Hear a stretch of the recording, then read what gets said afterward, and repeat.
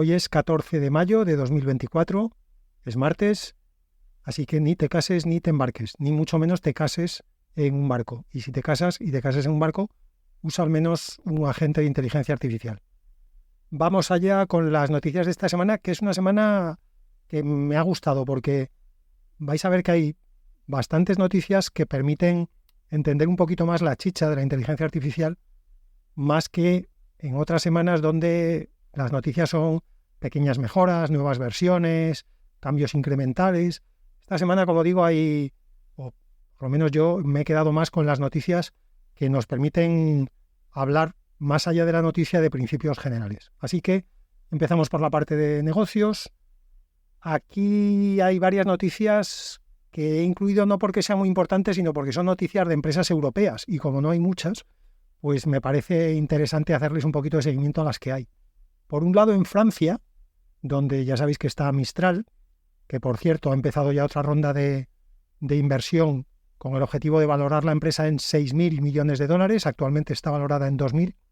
Bueno, pues en Francia, además de Mistral, ha aparecido otra startup de inteligencia artificial generativa que se llama Holistic AI y que ha cerrado su primera ronda de financiación, ha conseguido 200 millones de dólares con una valoración de 370. O sea que no es todavía, por supuesto, el nivel que hablamos de Mistral, pero es un buen comienzo.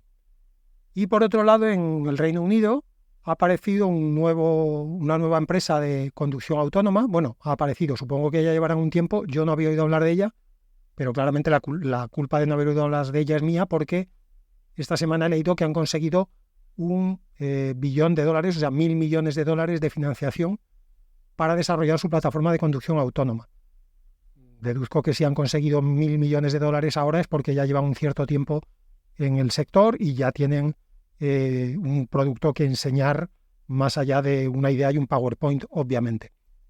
Esta empresa no fabrica coches, únicamente fabrica el software y su modelo de negocio es licenciar el software a empresas de coches. Así que, bueno, no es mucho, pero es algo en el ámbito de Europa.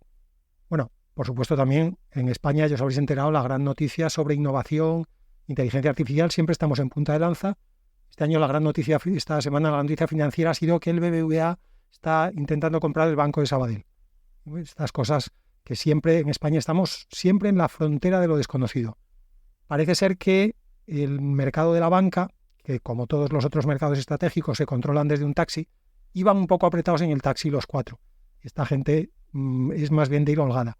Y entonces ha pensado uno de los cuatro, compro a otro, y así en el taxi ya solo vamos tres, podemos estirar las piernas mejor, y en fin. Y esto, pues para los usuarios de banca va a ser muchísimo mejor. Van a bajar los precios, van a quitar comisiones, van a mejorar los servicios, van a poner más oficinas, van a atender mejor a la gente mayor. Esto seguro que redunda en nuestro beneficio porque es para lo que lo hacen. Y si no es así, ya está la Comisión Nacional de Mercados y Competencia que vigila muy, muy, muy rigurosamente que ningún mercado tenga menos de 2 competidores. Por encima de 2, ya, oye, esto... Bueno, vamos allá que me lío. Hablando de conducción autónoma, con estos nuevos Wave que por cierto se escribe no como Wave Onda en inglés, sino como Wave con una Y en medio, o sea, WAYVE. Os deletreo los nombres por si tenéis más curiosidad sobre alguno que podáis googlear sobre él y buscar más información por vuestra cuenta. Bueno, pues decía que al hilo de la noticia esta de Wave en conducción autónoma, ha habido también noticia esta semana sobre Waymo. Waymo, recordad, son los de Alphabet Google. Waymo ha publicado algunos datos sobre sus servicios de robotaxi en Estados Unidos y ha dicho que están teniendo aproximadamente unos 50.000 viajes pagados cada semana. Están operando en 3 ciudades, creo recordar. Sé que eran San Francisco, Los Ángeles y creo que también puede ser Phoenix, en Arizona, no estoy muy seguro, pero bueno, estamos hablando de quizá 3-4 ciudades como mucho, 50.000 viajes pagados cada semana, pues es una cantidad más que respetable. Esto de la conducción autónoma tuvo un momento en el que parecía que iba para atrás.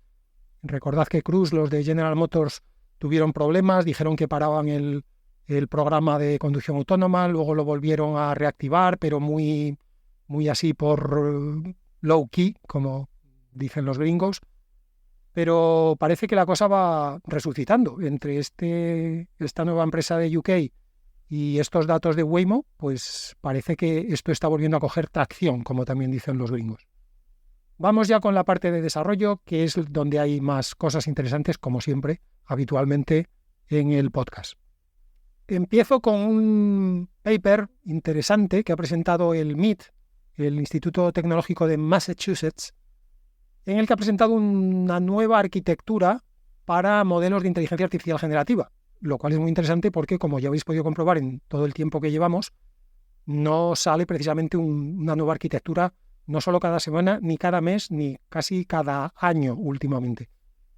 Para dar un poquito de contexto y para los que no tengáis mucho background de temas de inteligencia artificial generativa, todos los modelos, o sea, todos los ChatGPTs de la vida, para entendernos, Geminis, Llamas, por supuesto el propio ChatGPT, Claude, todos estos, y toda la inteligencia artificial previa, la inteligencia artificial basada en Machine Learning, toda está construida sobre la idea de la neurona artificial ordenada en perceptrones. Un perceptrón es simplemente una capa de neuronas artificiales y varias capas de perceptrones una detrás de otra, construyendo lo que se llama Multi-Layer Perceptron, es decir, MLP, que es la arquitectura que usan, repito, no todas, pero la inmensa mayoría de las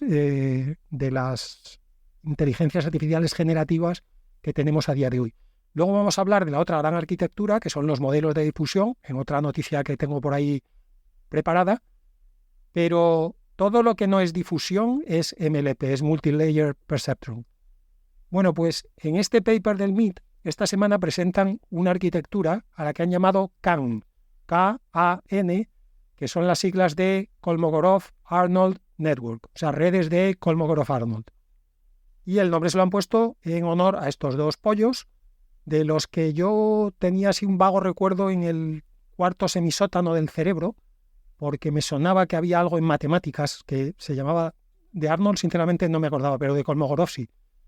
Y entonces, por curiosidad, he entrado, por supuesto, en la Wikipedia, que es la fuente de la verdad absoluta, para recordar quién era este pollo. Bueno, pues Kolmogorov y Arnold, los dos, eran dos matemáticos soviéticos de la Unión Soviética de verdad, de los años 50, 60, que desarrollaron un teorema al que se le llamaba teorema de representación de Kolmogorov-Arnold, que dice que cualquier función multivariable continua se puede expresar como una composición de funciones continuas monovariables. Y además una composición de una cantidad finita. Importante, porque si fuera infinita, teóricamente sería muy interesante, pero en la práctica no podemos tener infinitas funciones. ¿Vale? Es decir, el teorema, resumiéndolo a lo bruto, dice que cualquier función multivariable se puede expresar, se puede construir como una combinación de funciones monovariables o univariables. Bien, pues con este principio, estos tipos del MIT han creado una inteligencia artificial generativa en la que cada neurona, en lugar de simplemente aprender un peso, porque en los MLPs, en las Multi-Layer Perceptron, cada neurona lo único que hace es asignar un peso a la variable. Lo que usa es una ecuación lineal de toda la vida, de las de A sub 1 por X sub 1 más A sub 2 por X sub 2 más A sub 3 por X sub 3. Bueno, pues lo que tiene cada neurona es un A sub 1, un A sub 2, un A sub 3. Tiene que calcular únicamente un número. Cuando hablamos de que hay un modelo de inteligencia artificial que tiene 400.000 millones de parámetros, bueno, pues esos 400.000 millones de parámetros son 400.000 millones de números que 400.000 millones de neuronas o similar tienen que aplicar a las variables cuando les entran.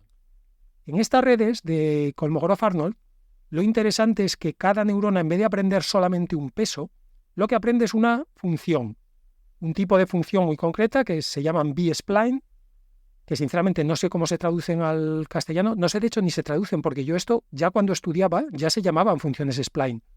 O sea que supongo que se seguirán llamando funciones spline. En concreto, dentro de las spline, las funciones B en español, B-spline, que son un tipo de funciones de interpolación, para resumirlo también.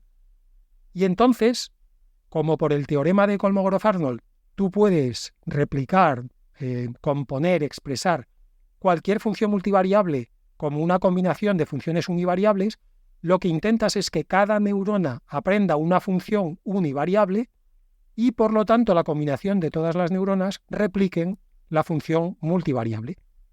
La idea, dicha así, tiene todo el sentido del mundo.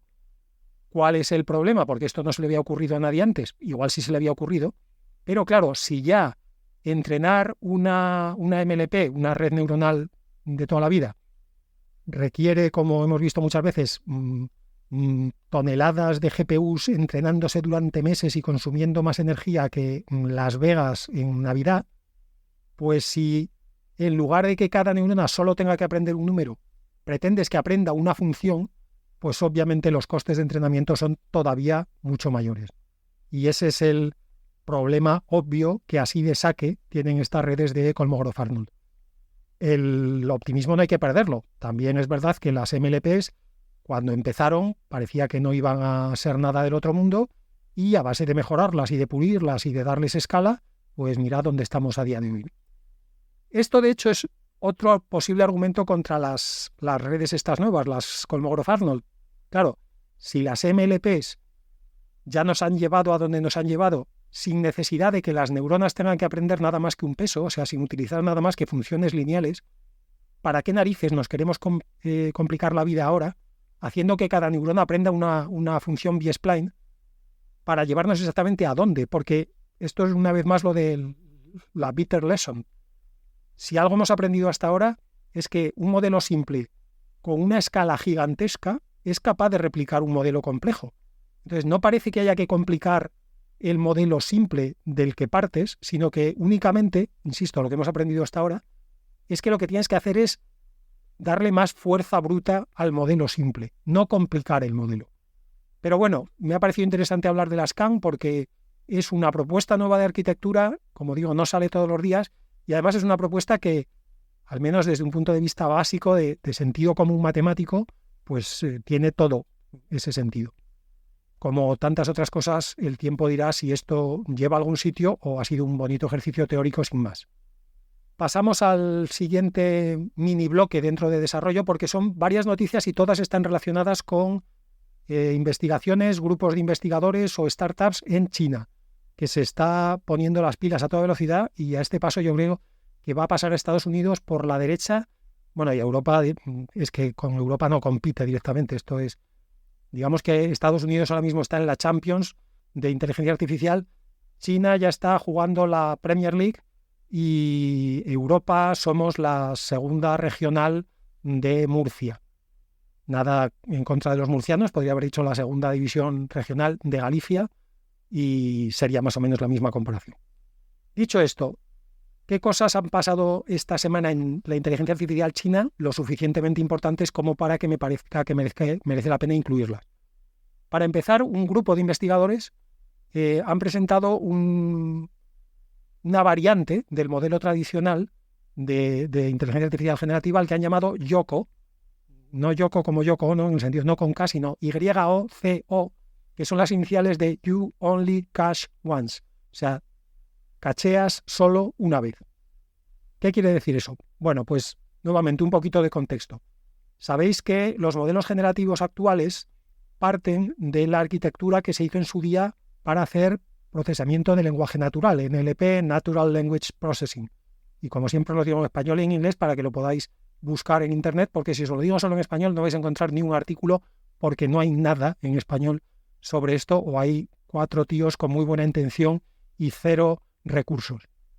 Bien, ese modelo original tenía lo que se llamaba un encoder y un decoder. ¿Por qué? Pues porque tú, cuando tienes que hacer procesamiento de lenguaje natural, por ejemplo, para traducir, necesitas primero coger la frase de origen, codificarla con un encoder, y una vez que tienes codificada la frase de origen, tienes que descodificar palabra a palabra para ir construyendo la frase de destino en el nuevo idioma. Por eso necesitas un encoder y un decoder. Bien, cuando se empezó a utilizar la inteligencia artificial generativa solamente para generar lenguaje, no para traducir algo que ya estaba escrito, sino para generarlo, no necesitas el encoder. No tienes nada previo que codificar, sino que lo único que necesitas es el decoder. Y por eso a los modelos de inteligencia artificial generativa actuales también se les llama muchas veces decoder-only transformers. Bien, pues este paper chino, este Yoko, lo que hace es utilizar dos decoders.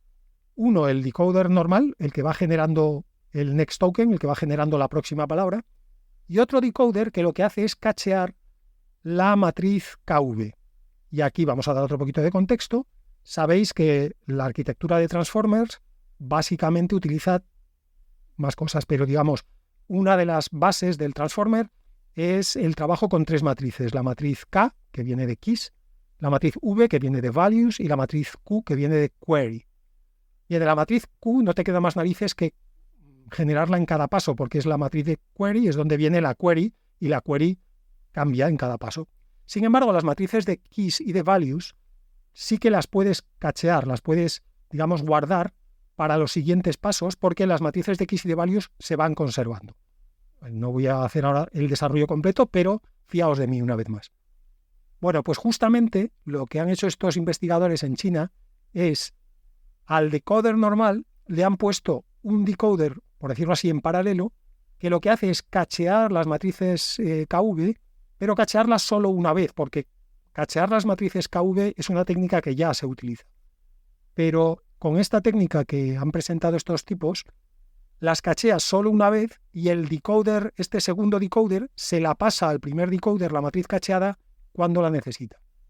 Eso, según estos investigadores, reduce en, cito literalmente, órdenes de magnitud la memoria que se necesita en la GPU y la velocidad de inferencia. Es decir, hace que el modelo sea más rápido y más barato. Así que felicidad por todos los lados.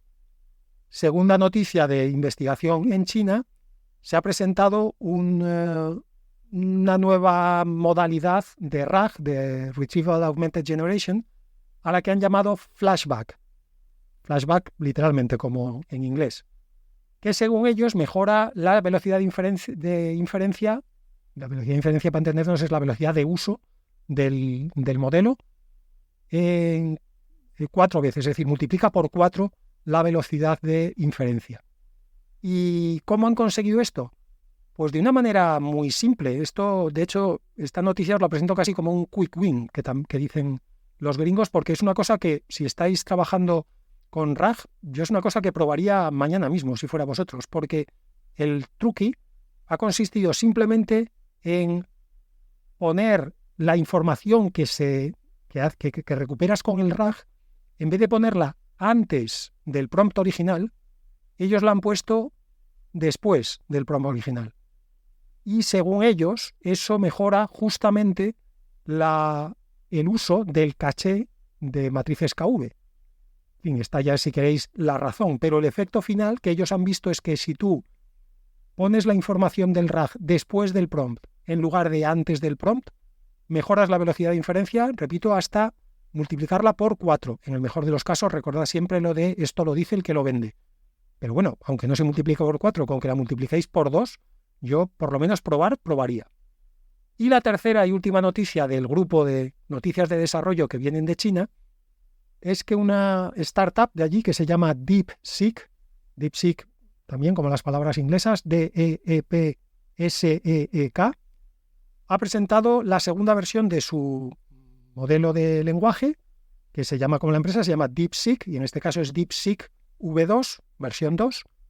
Es un MOE de 236.000 millones de parámetros con solo 21.000 millones activos. Obviamente porque al ser MOE ya sabéis que en cada inferencia no se utilizan todos los expertos, sino solo una parte. En cuanto a rendimiento no es especialmente interesante, compite con Llama 3 en algunos benchmarks, en otros se queda por detrás, pero lo que es realmente interesante es otra cosa, y está aquí en el podcast por otra cosa, no por el rendimiento.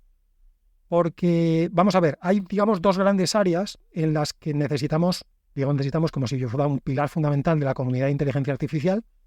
necesitamos trabajar. Una es obviamente mejorar la calidad de los modelos, en que haya menos alucinaciones, en que el lenguaje sea más natural, en fin, en mejorar el resultado final.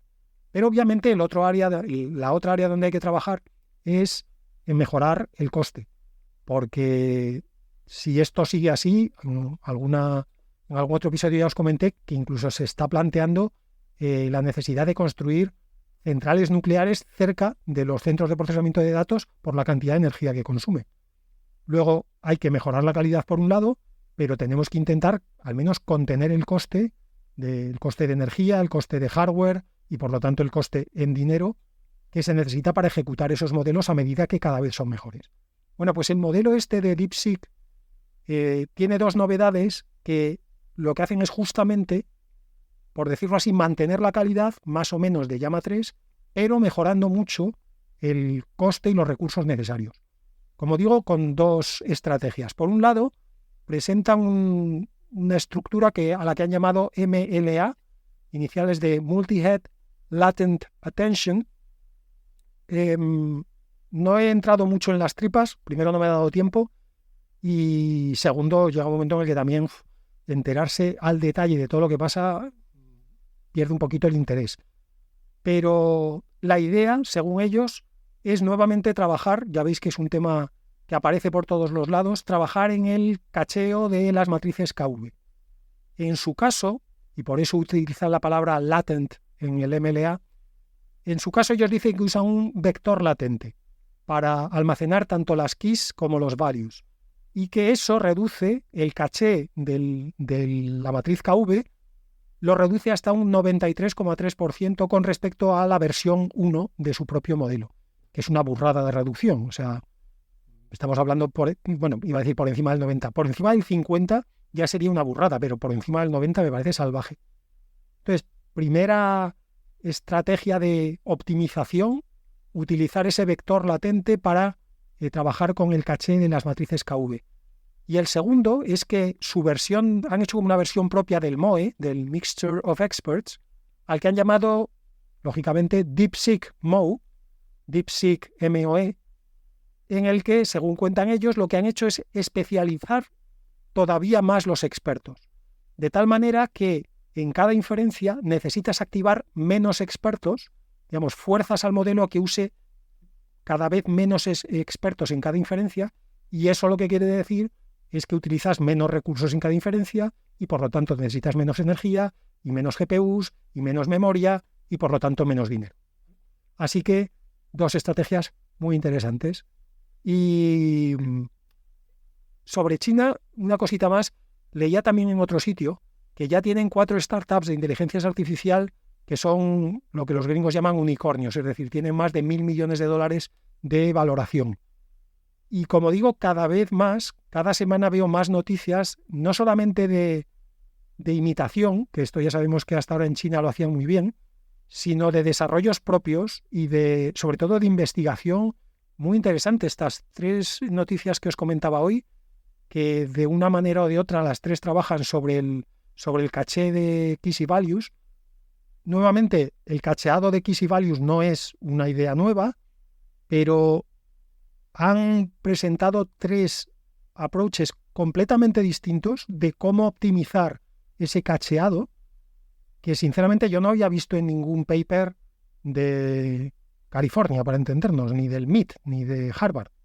O sea que creo que están dando un salto realmente notable, en el sentido literal de la palabra. No son saltos incrementales, sino que están construyendo su propia inteligencia sobre la inteligencia artificial.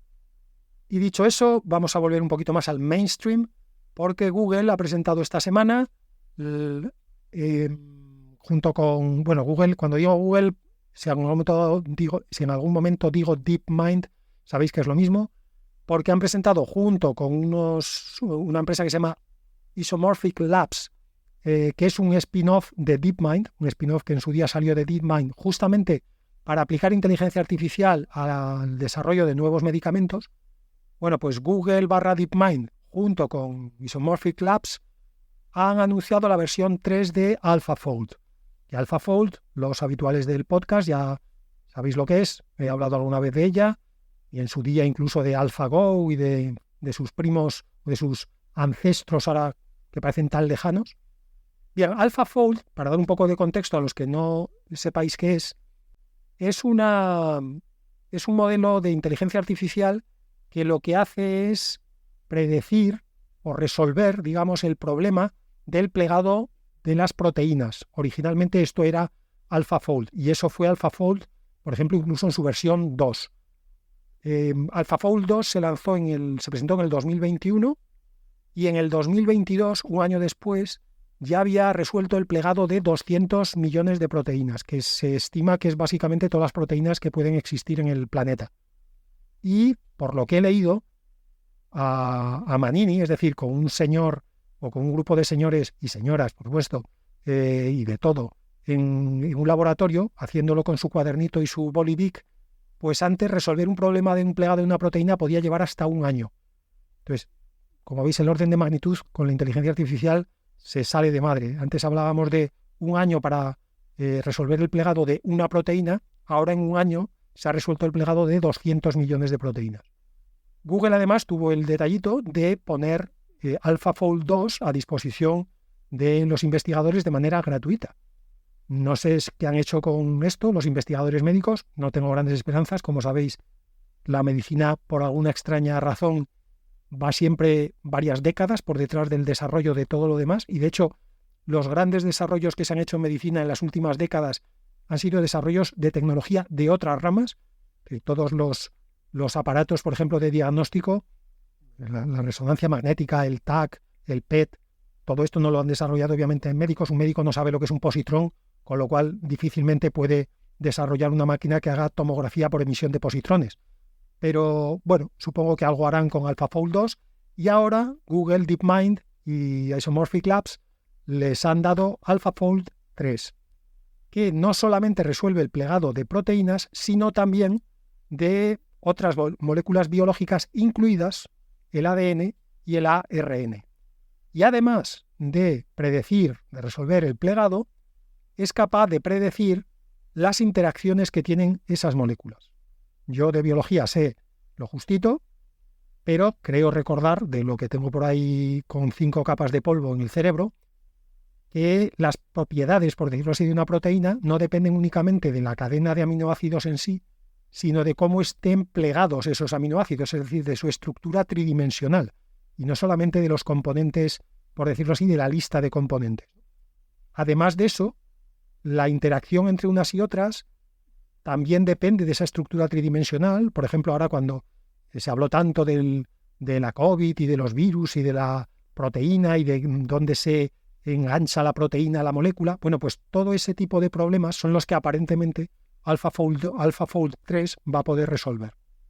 La parte interesante desde un punto de vista de inteligencia artificial de AlphaFold 3 es que en el paper de presentación ellos confiesan, después de torturarlos, que el salto que han dado en AlphaFold 3 con respecto a AlphaFold 2 es que han incorporado un modelo de difusión mucho más completo.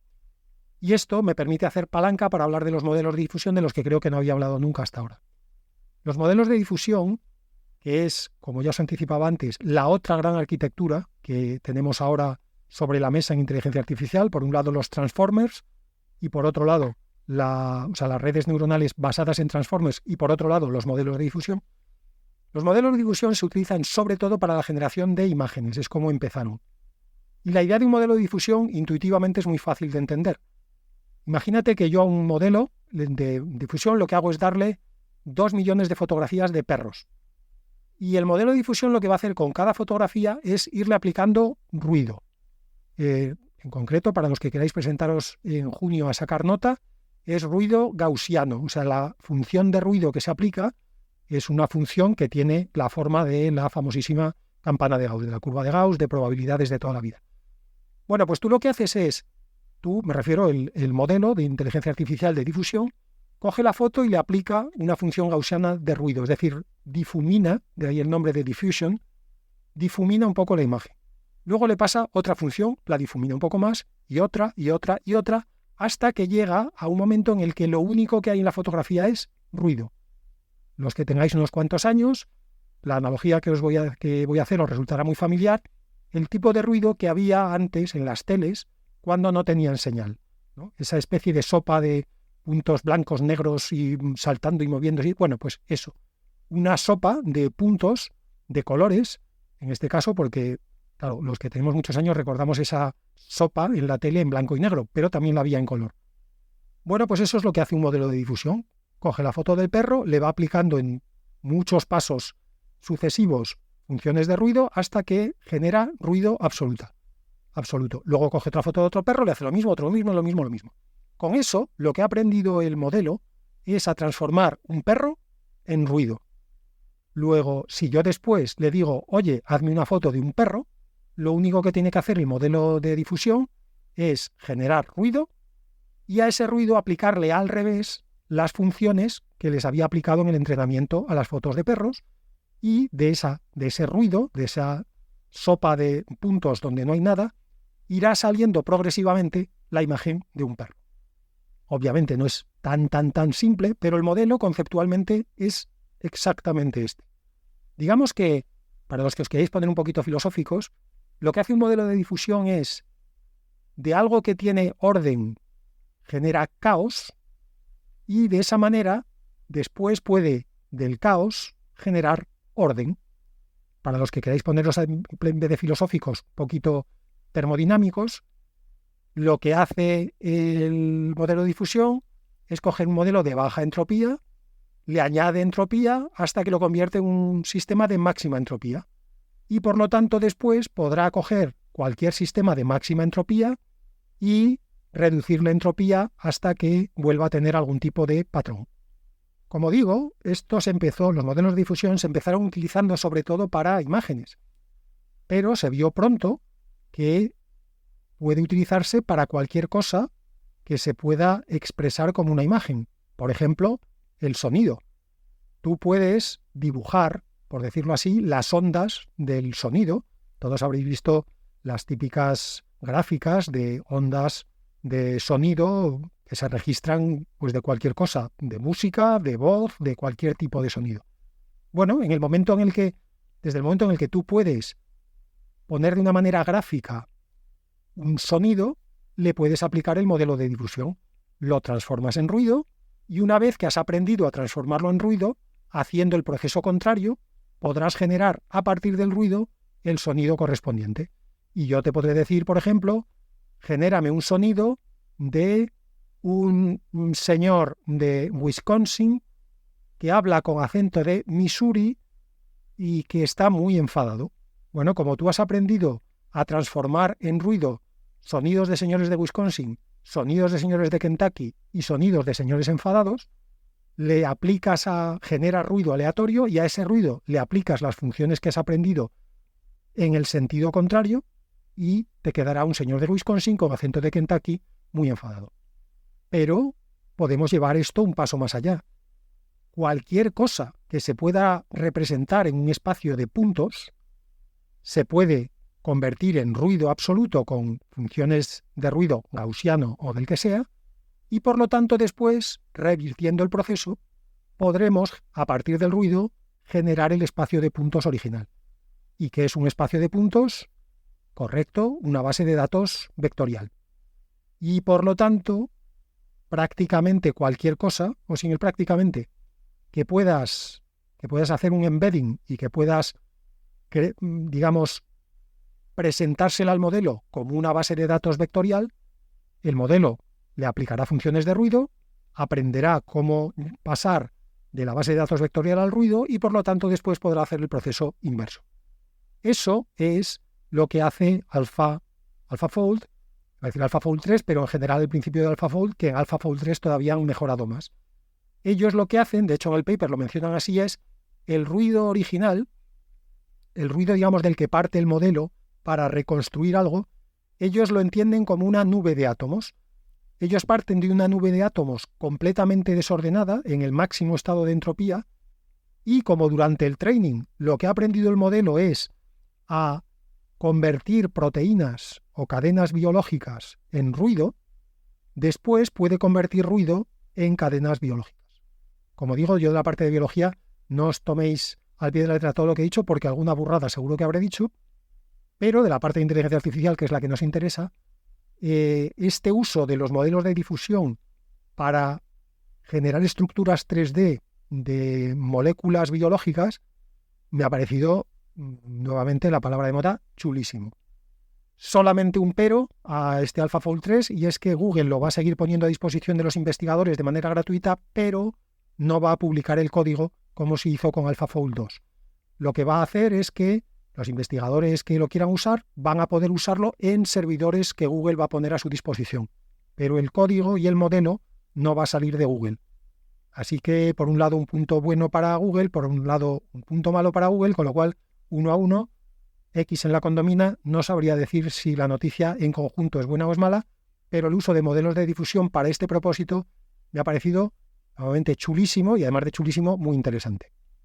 Y llegamos a la última noticia de desarrollo, que tiene que ver con la robótica. Ya sabéis que es un campo por el que tengo especial debilidad, porque también Google en este caso ha presentado más que un paper, un articulito en el que nos muestra un experimento que han hecho, en el que han enseñado a robots chiquititos, así robots que tendrá el robot como 10 centímetros de alto como mucho, los ha enseñado a jugar a fútbol.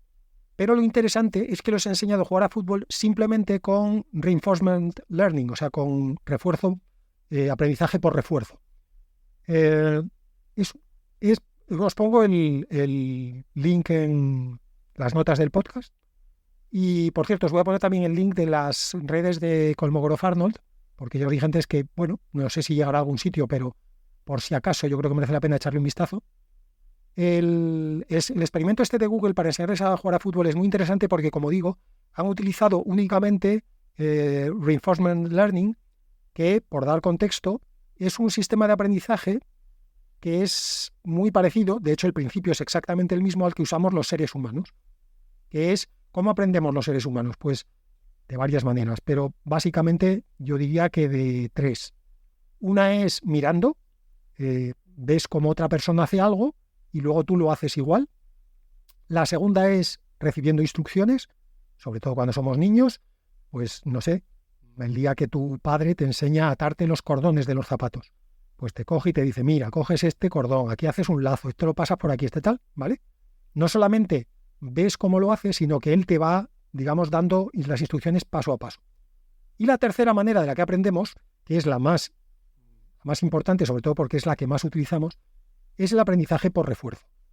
En el caso de los humanos, para que quede más poético, al refuerzo le llamamos placer o dolor. Y el aprendizaje por refuerzo consiste simplemente en que cuando queremos conseguir algo, tenemos que, digamos, inventar o pensar una manera de conseguir ese objetivo. Vamos probando estrategias y las que nos acercan más al objetivo, digamos que nos van dando más placer, hasta que cuando conseguimos el objetivo final sentimos mucho placer. Y eso hace que se refuerce en nuestro cerebro el camino que hemos seguido para conseguir el objetivo. En el caso de que nos equivoquemos, lo que se nos provoca es dolor, y eso refuerza en nuestro cerebro de una manera negativa ese camino que nos ha provocado dolor para evitarlo en el futuro. Típico niño que empieza a gatear, a andar así un poquito y que ve una cosa que le gusta en una estantería del salón. Y los padres en un momento dado se despistan y cuando vuelven ven al niño que se ha subido primero a un taburete pequeño, del taburete se ha subido una silla, de la silla se ha subido la mesa, de la mesa se ha subido la estantería y ya está trepando por la estantería. Bueno, ¿qué va a pasar? Pues que si el niño finalmente consigue lo que quería, va a seguir repitiendo eso y va a trepar cada vez que quiera conseguir algo. Sin embargo, si el niño, cuando al pasar del taburete a la silla o de la silla a la mesa, se le escurre la mano, se tropieza, se cae y se pega un cebollazo contra el suelo, es muy probable que ese niño no vuelva a intentar trepar por lo menos en una temporada. Quizá incluso en el resto de su vida según cómo de fuerte sea el golpe.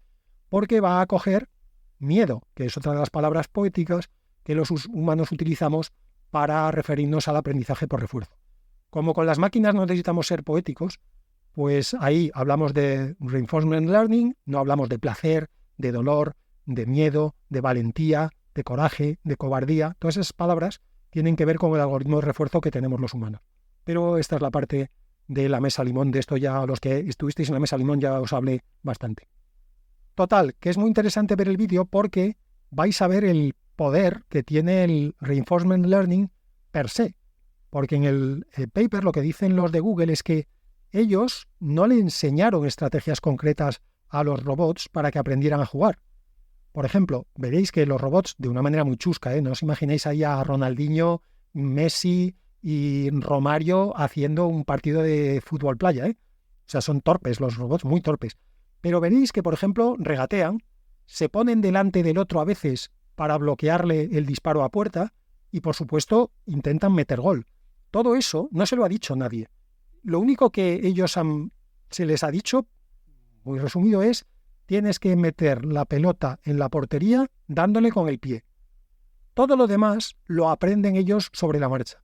Como digo, primero localizar la pelota con una camarita que llevan, intentar regatear, intentar bloquear al otro, en fin, todas las cosas que pues todos cuando hemos sido niños y los que hemos jugado a fútbol, cuando empiezas a jugar a fútbol, pues las primeras veces lo único que haces es darle patadas al balón, le das una patada y corres detrás, le das otra patada y corres detrás. Y van todos los niños, si habéis visto algún partido de niños muy pequeños, es como una especie de melee de rugby.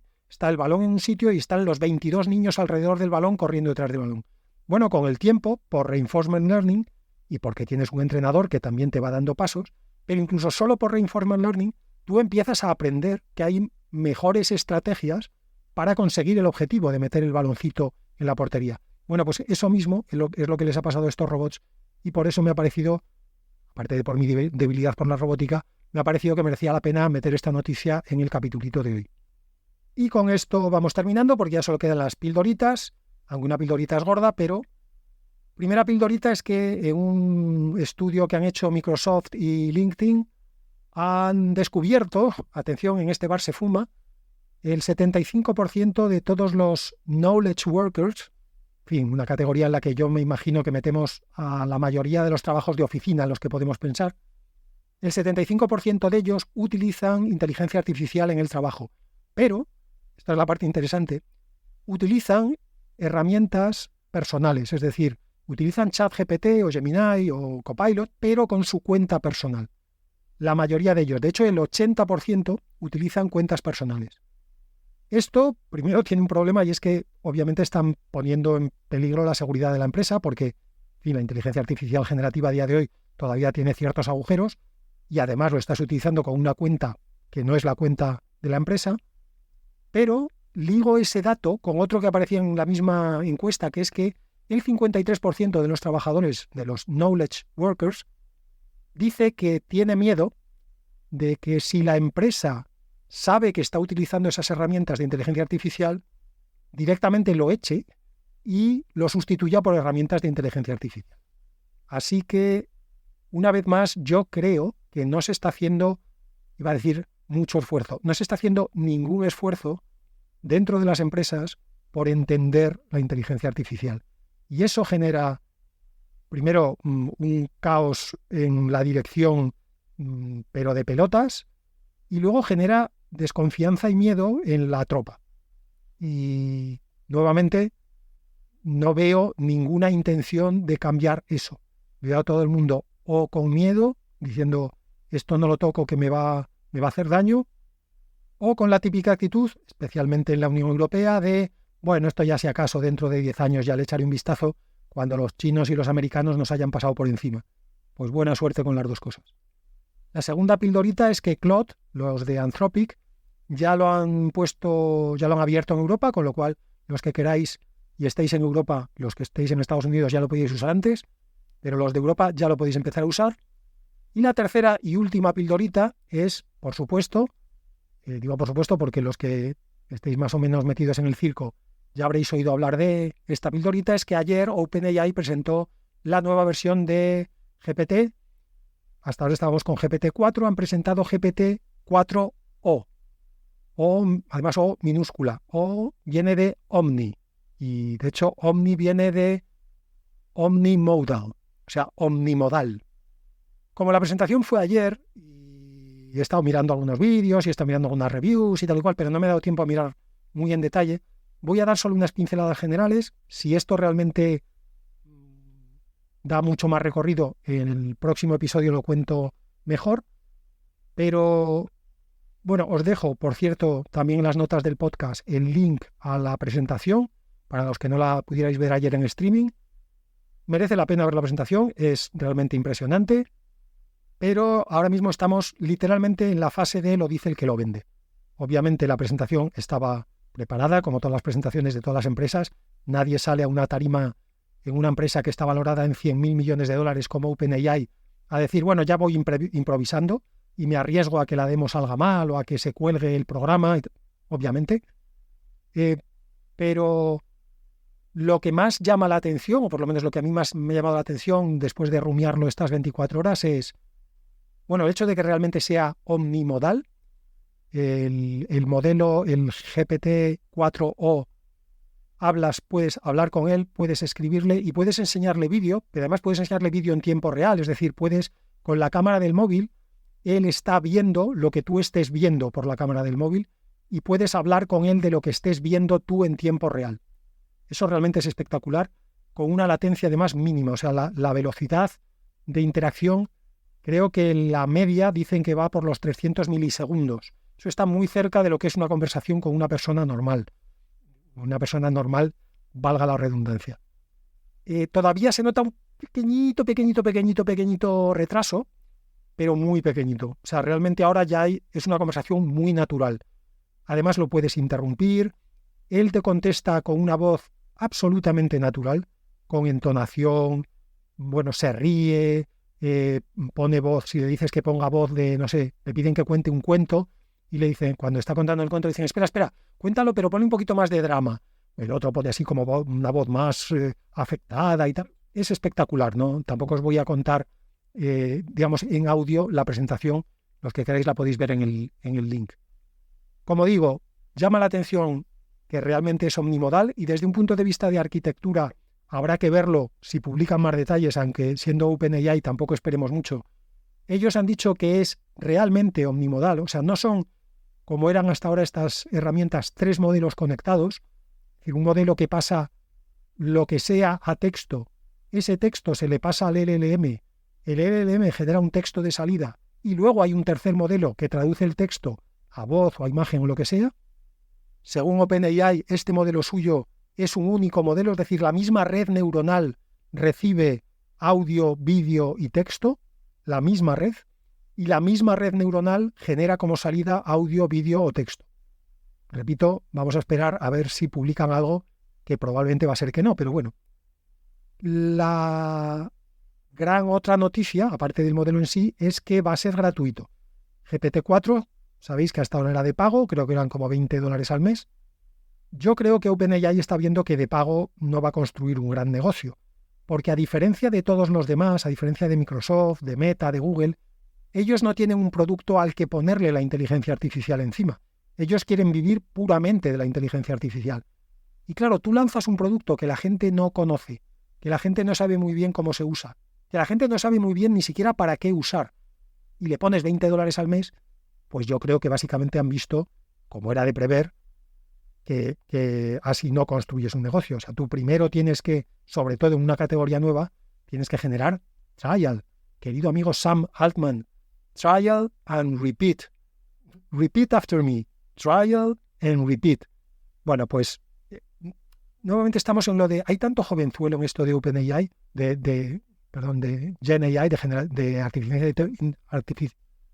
Madre mía, cómo estoy hoy. De inteligencia artificial generativa, que son auténticos fenómenos en esto, pero no saben literalmente ni lo más básico de cómo gestionar un producto. Pasa un poco al revés, ¿no? Lo que decía antes, en las empresas de producto, en las empresas tradicionales, no tienen ni idea de inteligencia artificial. A veces me da como un poquito de, ¿sabes? De, ostras, hay que conectar estas dos cosas. Hay que hacer que los de inteligencia artificial sepan más de producto y que las empresas de producto sepan más de inteligencia artificial. Y estamos atascados ahí. Pero bueno, como digo, ya hablaré más de, supongo, porque seguro que va a generar muchísimo ruido esta semana, de GPT-4o. De momento, realmente la presentación es espectacular. Que sea gratis es un paso en la buena dirección, aunque, como es lógico, el uso gratuito tendrá algún tipo de límite, porque correr un sistema de inteligencia artificial como GPT-4 tiene unos costes brutales, de los que hemos hablado muchas veces, y no puedes regalar eso indefinidamente. Pero, querido Sam Altman, hay que enseñar un poco la patita y hay que enseñarla gratis. La gente no va a pagar porque le enseñes la patita si no sabe cómo es la patita. Bien, esto Procter & Gamble lo descubrió hace 100 años, Sam Altman lo está descubriendo ahora. No pasa nada, nunca es tarde, querido Sam. Y con esto terminamos el episodio de hoy. Solamente una pequeña cosa de intendencia. He recibido en la página del formulario de contacto, alguien se ha puesto en contacto conmigo para pedirme links de episodios anteriores, de noticias de episodios anteriores. Ya le he respondido a él, pero además respondo aquí en público por si alguien más en algún momento dado tiene la misma duda, pues así me evito tener que escribir varias veces el mismo email contándolo.